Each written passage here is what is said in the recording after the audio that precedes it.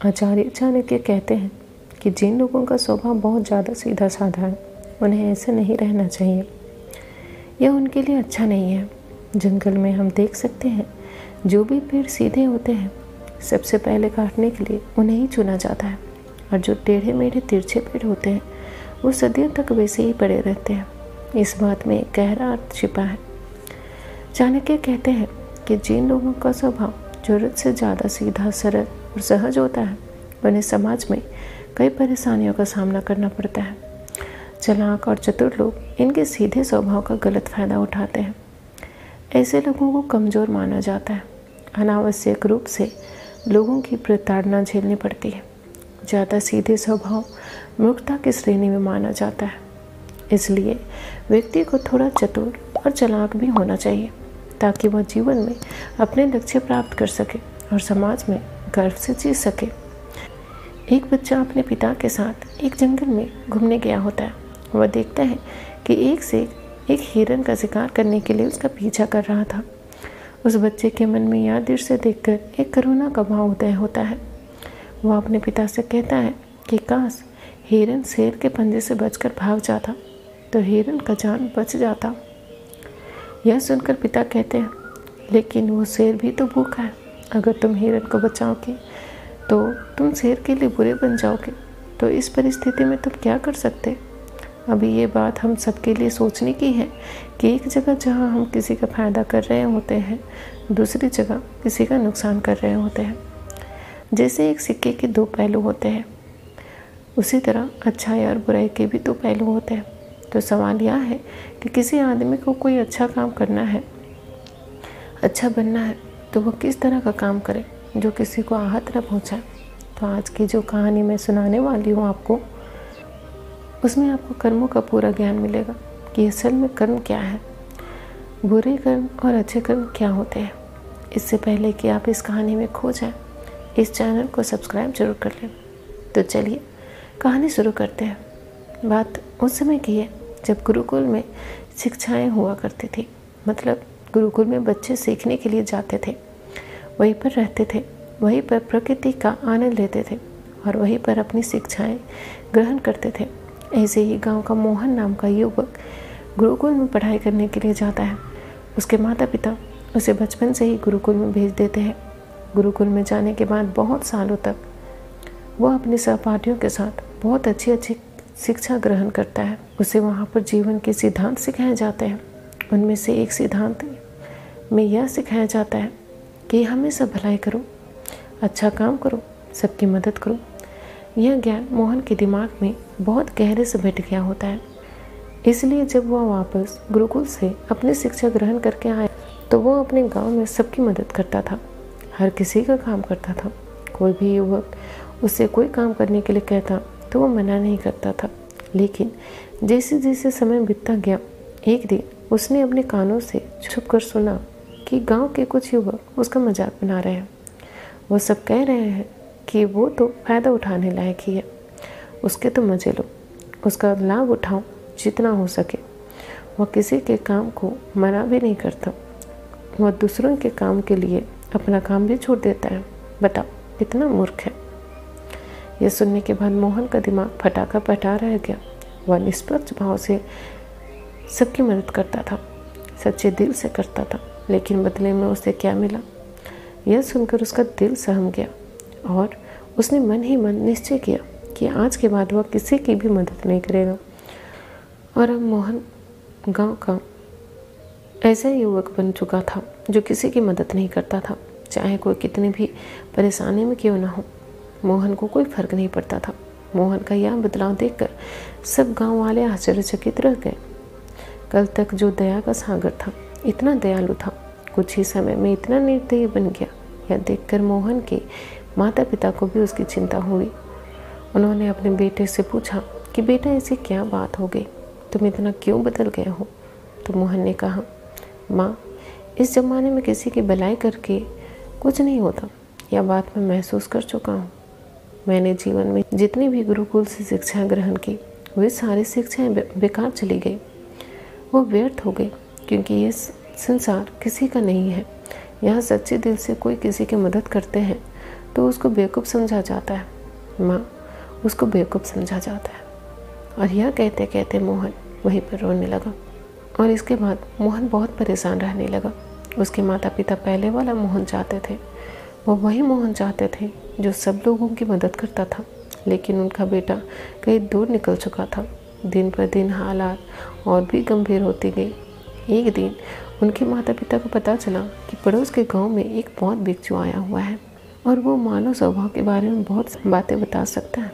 इसलिए मोहन के माता पिता मोहन को लेकर उस बहुत बिच्छू के पास पहुंचते हैं। जब वो उस गांव में घुसते हैं तो एक औरत एक बहुत बिच्छू को बहुत जली कटी सुना रही थी।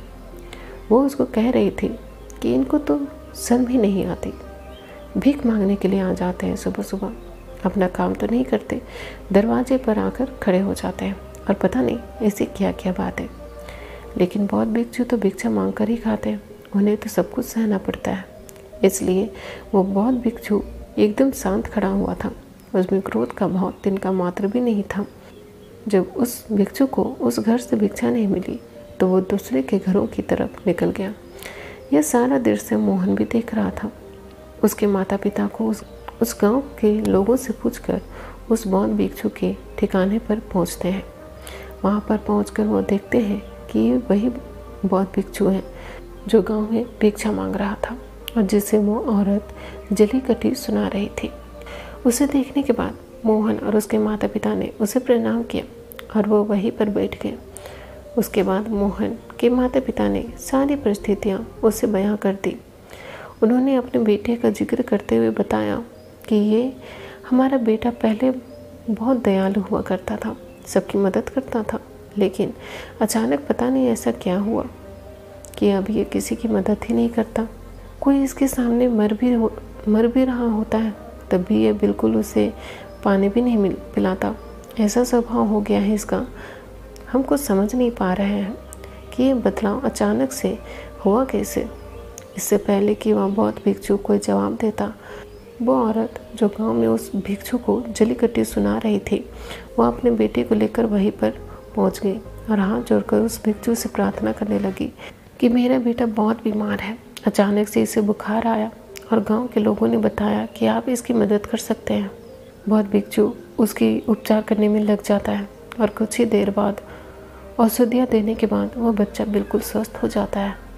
मोहन सब देख रहा था। मोहन के मन में एक सवाल उठ रहा था और जब वो इसका कोई जवाब नहीं ढूंढ पाया तो उसने बहुत भिक्षु से पूछा, शायद आपने पहचाना नहीं, ये वही औरत थी जो आपको जली कटी सुना रही थी, जो गांव में आपको भिक्षा देने से मना कर रही थी। शायद आपने उसे पहचाना नहीं तो आप उसकी मदद नहीं करते। यह सुनकर वो बहुत भिक्षु मुस्कुराने लगता है। उसके बाद वो बहुत भिक्षु मोहन को बताता है कि दूसरों की अच्छाई करने से कुछ अस्वस्थ में दुख मिलता है, लेकिन अगर तुम कर्मों का सिद्धांत समझ लेते हो तो अच्छाई और बुराई इसके सारे वेद तुम्हारे सामने स्पष्ट हो जाएंगे। मैं भली भांति जानता था कि ये वही औरत है, लेकिन मैंने बिना कोई द्वेष का भाव रखते हुए वही किया जो मेरा कर्तव्य था। जब आप किसी की भलाई या किसी की अच्छाई बिना किसी लालच के करते हो, बिना किसी बदले के करते हो, बिना किसी द्वेष के करते हो तो वही अच्छाई होती है। लेकिन अक्सर हम लोग जब किसी की मदद करते हैं तो हमारे मन में यही भावना बन जाती है कि बदले में वो इंसान भी मेरी मदद करे। लेकिन ज़रूरत पड़ने पर जब वो हमारी सहायता नहीं करता तो हमें दुख होता है। इसलिए किसी भी इंसान के साथ बिना कुछ पाने के भाव से उसका भला करो और उतना ही भला करो जितना तुम्हारा सामर्थ्य हो, मतलब तुम्हारी आर्थिक और शारीरिक क्षमता के हिसाब से, ताकि कल को अगर वो इंसान तुम्हारे साथ बुरा व्यवहार भी करे तो तुम्हें उसका खेद ना हो, उसका पश्चाताप ना हो कि मैंने तो इसके लिए इतना कुछ कर दिया और या मेरे साथ अब ऐसा व्यवहार कर रहा है। इसलिए किसी का उतना ही भला करो जिससे तुम आहत ना हो। दूसरी बात, किसी दूसरे परिवार के झगड़े के बीच में तुम कभी मत पड़ना। अगर कोई पति पत्नी आपस में लड़ रहे हैं और वो पति अपनी पत्नी को पीट रहा है और तुम उसे बचाने के लिए पहुंच जाते हो कि भाई तुम औरत को क्यों पीट रहे हो, तो ऐसा करना तुमको संकट में डाल सकता है, क्योंकि वही औरत जिसकी तुम मदद करने के लिए गए हो वह यह कह सकती है कि ये हमारी आपस की बात है, तुम्हें इससे क्या लेना देना, और इसका तुम्हारे पास कोई जवाब नहीं होगा। इसलिए दूसरे के फटे में कभी टांग मत अड़ाना। अगर ऐसी स्थिति कभी पैदा हो जाए, कोई तुमसे मदद मांगे तो दरबारियों तक खबर पहुंचा दो, अदालत उसका फैसला करेगी। तीसरी बात, अपने विवेक का इस्तेमाल करो। अपनी आंखें खोल कर देख कि किसे वास्तविक रूप से मदद की ज़रूरत है और कौन ढोंग कर रहा है। जैसे कि आज के युग में हम बहुत सारी जगहों पर देखते हैं, बस अड्डों पर, रेलवे स्टेशन पर, कि बहुत सारे छोटे छोटे बच्चे भीख मांग रहे होते हैं। अब उसमें दो स्थितियां पैदा होती हैं। अगर आप उनको भीख देते हो तो आप भीख मांगने को बढ़ावा देते हो, और अगर भीख नहीं देते हो तो वह बच्चा शायद आज खाना भी ना खा पाए। इसलिए ऐसी स्थिति में आपको अपने विवेक का इस्तेमाल करना चाहिए। आप उसको पैसे देने के बजाय खाना खिला सकते हो या कुछ किताबें दिला सकते हो। इसलिए सही तरीके से मदद करने के लिए विवेक का होना बहुत ज़रूरी है, वरना तो आपके धन का दुरुपयोग होगा ही। और एक बात जो समझने की है कि किसी की भलाई करनी है तो खुद की भलाई करो, क्योंकि अगर तुम खुद जीवंत हो गए, अगर तुम खुद बदल गए तो पूरा ज़माना अपने आप ही बदल जाएगा। इसलिए कहीं आपने अपने मन में यह भ्रम तो नहीं बना रखा है कि मैं अच्छा इंसान हूँ और मैं दूसरों की मदद करता हूँ, तो वो तुम्हारा अहंकार का रूप है। इंसान कभी भी आखिर तक पूर्ण नहीं होता, और जो अपने आप को पूर्ण समझ रहा है वह धोखे में है। इसलिए दूसरों को बदलने के बजाय खुद को बदलने पर ध्यान दें, और इसके लिए आपको भीड़ में भी अकेला रहना सीखना होगा। आप सबके साथ हैं, सब में उपस्थिति, लेकिन अंदर से आप एकांत हैं, अंदर से आप शांत हैं, अंदर से आप मौन हैं। जब आप अपने एकांत को देख लेते हैं तो आपकी अंतर यात्रा चालू हो जाती है, और अपने अंदर के एकांत का आनंद उठाने के लिए आपको ध्यान में उतरना होगा। आपको रोज़मर्रा की ज़िंदगी ध्यान को एक हिस्सा बनाना होगा, ध्यान को वक्त देना होगा। उसके बाद आप पाएंगे कि आपके अंदर के एकांत के समान आनंद इस दुनिया के किसी भोग में नहीं है, किसी वस्तु में नहीं है, किसी वासना में नहीं है। नदी के किनारे पड़ा हुआ छोटा सा पत्थर भी उस नदी के बहाव से कट कट कर बहुत मुलायम हो जाता है, उसमें कोई दरार, कोई कोना नहीं बचता। उसी तरह ध्यान के निरंतर भाव में बहने से उसी तरह निर्मल हो जाता है, जिसके बाद हम किसी भी चीज़ को महसूस कर सकते हैं, जिसके बाद हम वर्तमान का मतलब समझते हैं, जिसके बाद हमारे अंदर करुणा का उदय होता है। वह करुणा जो किसी विषय वस्तु से नहीं जुड़ी हुई। इसलिए दोस्तों, आज से ही अपनी अंतर यात्रा चालू करें, जिसके बाद हम वर्तमान का मतलब समझते हैं, जिसके बाद हमें हमारे अंदर करुणा का उदय होता है। वो करुणा जो किसी विषय वस्तु से जुड़ी हुई हो। इसलिए दोस्तों, आज से ही अपनी अंतर यात्रा चालू कर दें, अपने जीवन के आनंद को पहचानें, क्योंकि इंसान की ज़िंदगी बहुत छोटी होती है। पता नहीं कब आखिरी सांस आ जाए, तो जीवन के जो पल बचे हैं उन्हें उस परमानंद में बिताओ। तो दोस्तों, कैसी लगी ये कहानी आपको कमेंट सेक्शन में ज़रूर बताएं, और अच्छी लगी तो इसे लाइक एंड शेयर ज़रूर करें। फिर मिलते हैं किसी दूसरी कहानी में। तब तक के लिए अपना ख्याल रखें और हमेशा खुश रहें।